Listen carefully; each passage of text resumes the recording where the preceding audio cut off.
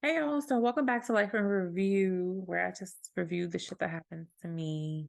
This is my diary, so we're gonna do this. Um, so we've been doing this Homebuyers episode, this Homebuyers series from a practical standpoint, right? I'm not a real estate agent and kind of the things I went through. Hopefully it helps you guys, because I was just so green. So I want to talk about the pre-approval process. It's fairly straightforward, but you can get some like little hicks in the road.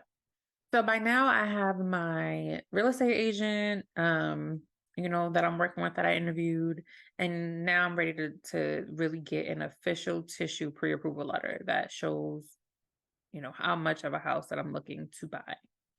So I went ahead and asked three different companies to pull my credit and to give me a pre-approval. Um, I did one was Chase Bank, another one was Movement Mortgage, um, at the recommendation of my real estate agent, and then the third was a wholesaler, right? Which typically they should be able to get you lower rates because the mortgages are wholesale. Let me tell you. So I got three different letters. In order to prepare, everything is pretty much digitized. So they give you a portal, you log in, and they ask for very specific information. They ask for access to your bank accounts. They want to see how much money is in there, right? Can you cover a mortgage? What's going in? What's going out every month? What's in your savings, right? They also ask for copies of my W-2 for last year, and they also ask for a month of pay stubs to make sure they see exactly what I'm being paid and what's going in. So those were the main things that they asked me for. That was the main thing they asked me for. And then with my social, they pulled my debt so they can see my debt to income ratio.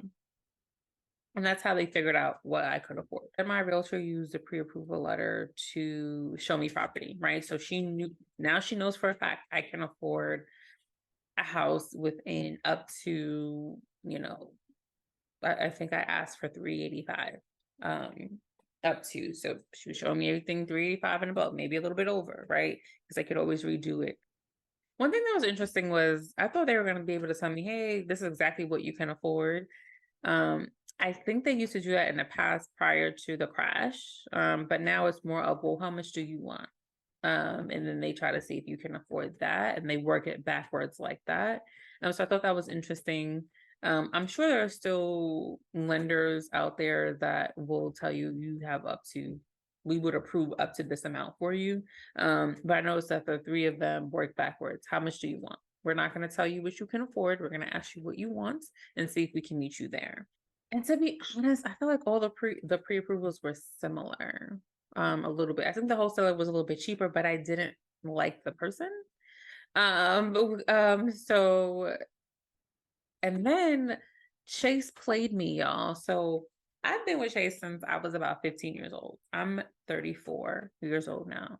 I was with Chase when Chase before I was with Bank of New York first, and then Chase took over Bank of New York. So my first bank account has been a Chase account. So I'm excited. I'm thinking, yo, I'm about to get the best rate. They know I've been loyal. They know I've been there every step of the way. I know I got trinkets compared to what other people got, but I'm here with them, right? I keep my money here. When I tell you that I care nothing about that, the only thing Chase offered me was, hey, you probably will close sooner because your accounts are here. Okay. And hey, if we mess up and you don't close within 30 days, you get $5,000. But hey, if you were a Chase private client, things would be a little bit different. If you had $100,000 in another bank and you brought it to our bank, we could maybe work something out. How does that work for your everyday people who are trying to get into homes? Who has $100,000 sitting in other banks just to come to bring to you? Right? Where is like the loyalty to me, right? I know listen, I know I'm not a millionaire.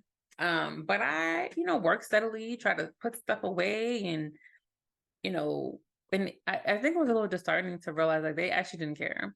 And their rate was a little bit higher because they were charging me to buy down my rate, right? So when they gave me my approval letter, and this is where you have to be careful. You have to see it. Sometimes they make it look attractive, like, oh, how come you're a little bit lower than everyone else, right?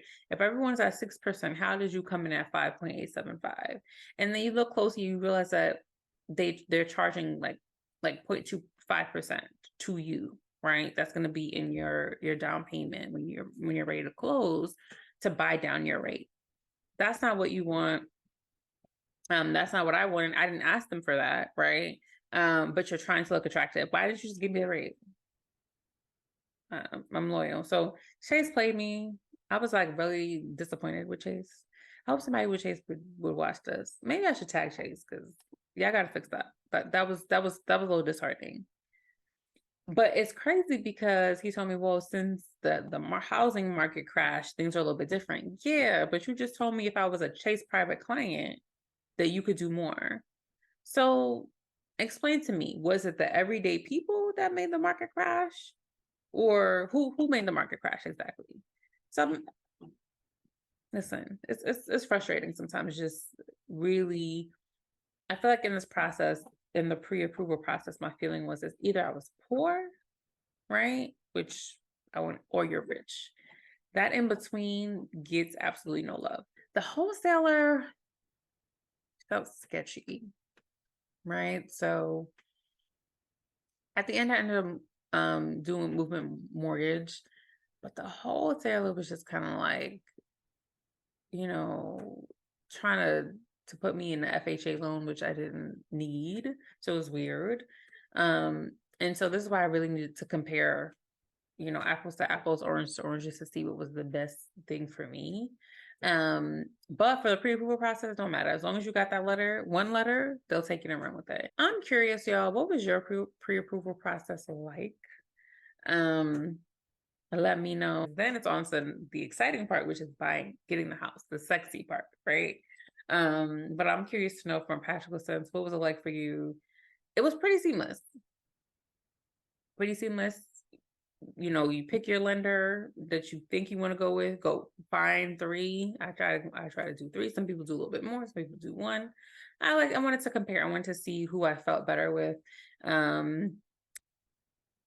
They all have a nice little digital platform. You upload your documents on that they're asking you for, which is usually your bank access to your bank account, right? So you don't have to necessarily download bank statements and upload it. It's like literally you just give them access. They asked for my W-2 statements. They asked for my pay stub for the past 30 days.